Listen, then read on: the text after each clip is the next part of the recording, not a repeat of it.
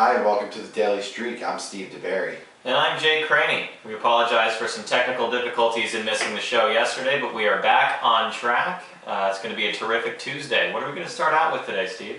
Let's start out with the Atlanta Braves at the Cincinnati Reds. Here come the Reds again on the Daily Streak. The Reds, and you know, if I would have been talking about them yesterday, I would have seen red because they beat the Braves last night. They did. What do you think's going to happen tonight? Oh goodness, the Reds. Up and down. Great one day, not great the next. They're an average team that's capable of beating anybody and losing to anybody. I'm a big Latos fan. I think he's a really solid pitcher. He had a couple of really bad starts this year, but I think he's on track now. And the Reds can hit well at times, but they're only a 500 team at home this year, and they're pretty much a 500 team. They're a couple games over overall. The Braves, after their first 4 games of the year, they dropped their first 4. After that, they're 26-13. Okay, they're one of the best stretches in baseball. Beachy, who they're starting, has a 1.33 ERA, ridiculous ERA, and 3 consecutive shutdown performances.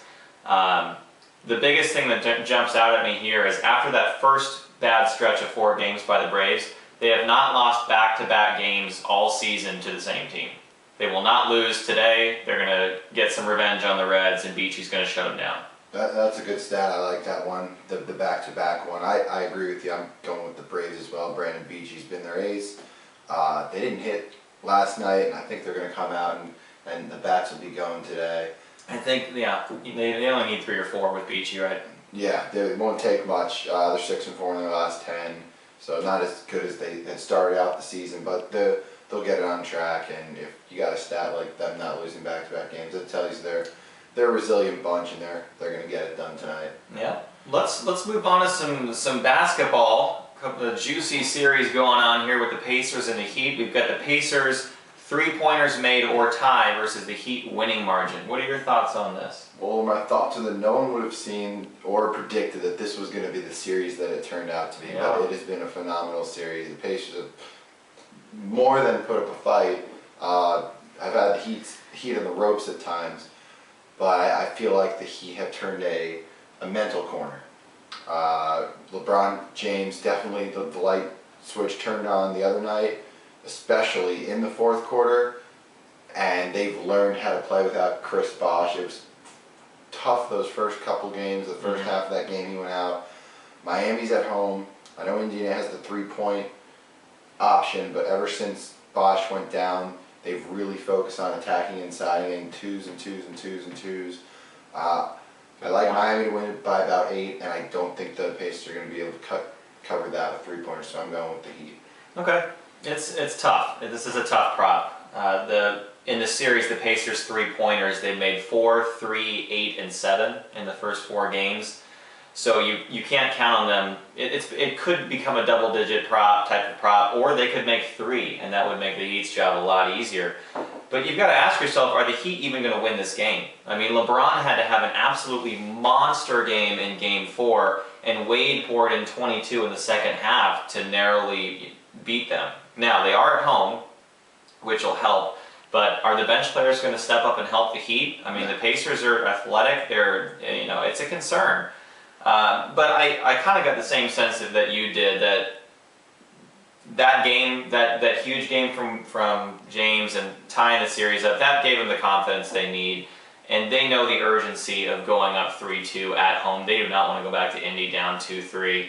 I think the Heat will assert themselves here. They'll win the game and they'll win the prop, but not a lot of confidence. I think it could be close. To answer your question about will the bench show up, right now the way that LeBron and D Wade are playing, and they're going to continue to play, all that those 2 guys really need are 3 7-foot tall cardboard cutouts. Put them around the rim, and they'll do the rest. Okay. Right? LeBron's on a mission, and I'm not the biggest Heat fan in the world. I'll go on record saying that, but you just can't deny what could be ending up being the greatest player to ever play the game. When he wants to get something done, he's learning how to get it done. So Even Dwayne Wade was saying how he was in all the other nights. So, and that's a good segue to our next prop. The next one we're going to analyze, and this is a very, very interesting I like this one. This is LeBron's first quarter points and the tie option against Danny Granger's first half points. You're talking about two leading scorers for their team. What's going to happen here? Another interesting prop, and this goes right back to what you were just saying. I'm not sure LeBron and Wade are capable of just duplicating that performance every game, especially back-to-back games. That is going to be tough, and giving me a quarter versus a half is huge, especially when Granger has increased his point total in every single game. He started off having a tough time in game 1 with only 7 points, and he's worked his way all the way up to 20 he had in game 4. Obviously, we know LeBron's gonna put numbers up. What happens if he gets a couple of quick fouls and he gets 2 points in the first quarter? I mean, I think giving me that extra 12 minutes, I'm taking Granger. High confidence. Yeah, I got Granger as well.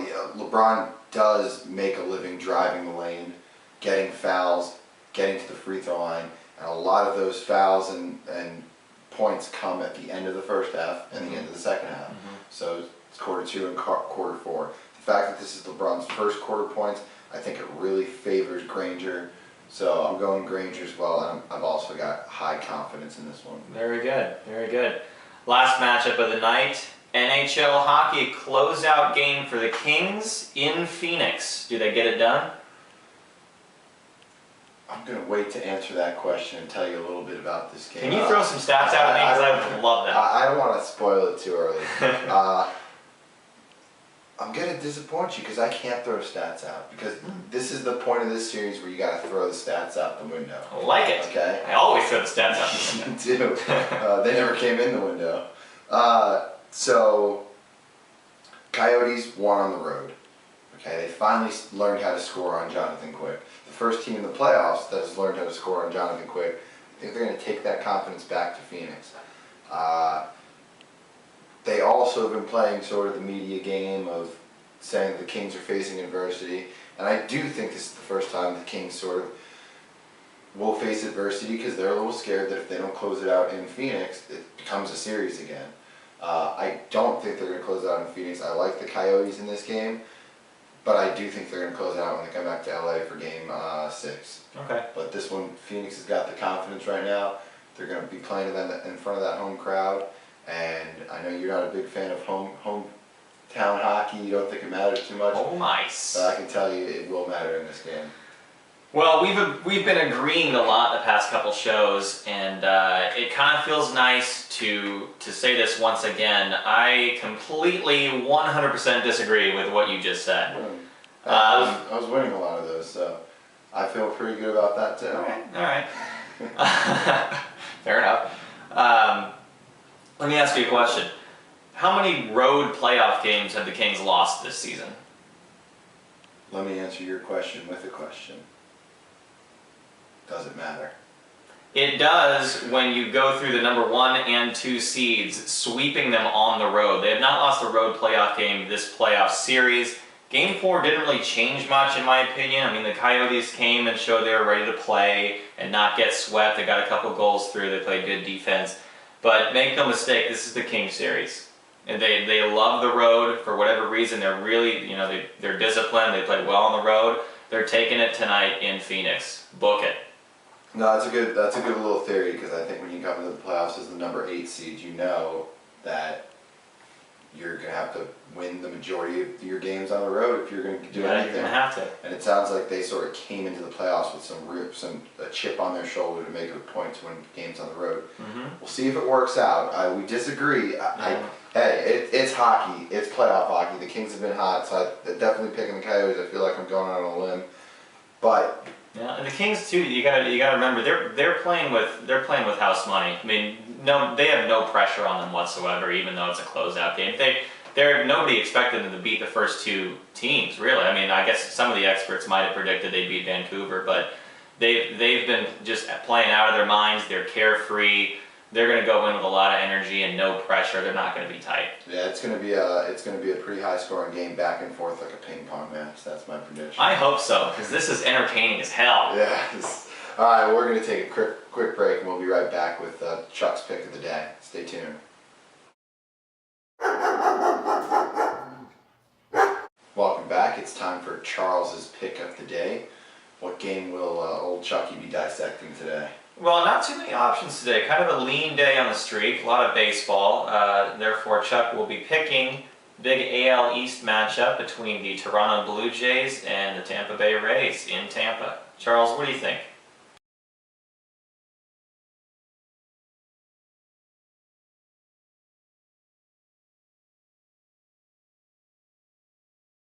There you have it, Chuck going with the hometown heroes, the Tampa Bay Rays. Good luck as always, Charles. We'll be back with our locks of the day. It is time for our locks of the day. Jake, we're going to start with Chris DeBerry. I don't think is there any soccer on the slate in the morning? No soccer tomorrow. No soccer, so he must have just flipped a coin. He had to have. But he's locking in the Pacers and the three-pointers. Ooh, okay. Tough call. Tough call. He's in the heart of it in Florida, so he should be getting a lot of good info down there. So We'll see how that goes. Jake, what are you going with? Well, I was really tempted to take the Braves because I really feel strongly about that. But after looking at all of the props, I really feel the strongest about the Granger prop.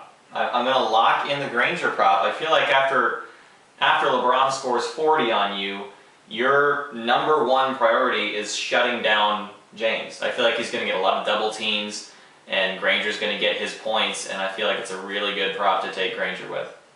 All right. That's one that obviously we both agree on, so good luck with that one. I'm going to go with the best team in the major leagues right now, the Los Angeles Dodgers.